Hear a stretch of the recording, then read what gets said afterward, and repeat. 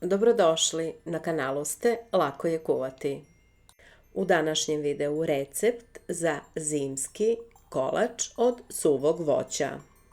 Izuzetno ukusan, aromatičan, postan kolač koji se može pripremiti od bundeve i to muskatne bundeve ili od jabuka. Odličan je u vreme posta, može se pripremiti i bez ulja, odnosno na vodi, a odličan je uz jutarnju kafu ili za badnji dan. Prvo što mi je bilo potrebno jeste rendana muskatna bundeva. Ovdje imam 270 grama, odnosno ukoliko merite šoljicama od 2 decilitra, 2,5 šoljice. Dodajem kašičicu i po cimeta i jednu šoljicu, odnosno 170 grama šećera. Dodajem i 1,5 kašičicu sode bikarbone. Kako bih je aktivirala, dodajem i sok od pola limuna. Pomešat ću sve ove sastojke i ostavljam da odstoje najmanje 30 minuta dok bundeva ovako ne otpusti svoje sokove. U međuvremenu sam 2 šoljice oraha, odnosno 150 grama oraha naseckala na sitno. Umjesto oraha možete dodati druge orašaste plodove, recimo lešnik ili badem. U bundevu najpre dodajem 2 šoljice od 2 decilitra, odnosno 250 grama oštrog brašna. Zatim 1 decilitar, odnosno pola šoljice ulja.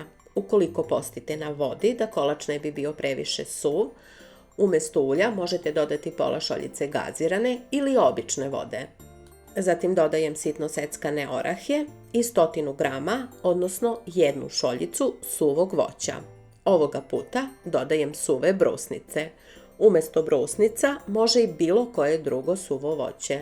Aroma citrusa odlično se slaže uz aromu bundeve, pa tako možete dodati malo rendane kore limuna ili, kao u videu, 1/3 kašičice mlevenog đumbira.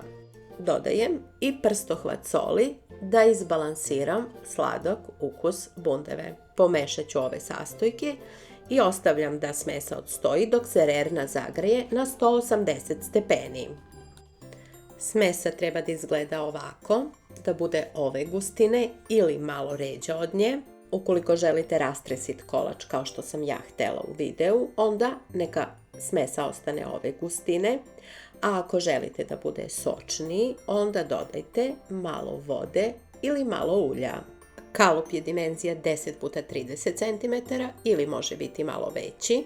Poravnat ću i pečem u rerni zagrejanoj na 180 stepeni 35 do 40 minuta. Proverite na kraju čačkalicom da li je kolač pečen. U međuvremenu pripremit ću glazuru od pola limunovog soka i šećera u prahu. Najpre cedim limun, a onda postepeno dodajem šećer u prahu dok ne dobijem glazuru ove gustine koja je sjajna i gusta i da može da se održi na kolaču. I evo ga, nakon 40 minuta kolač je pečen.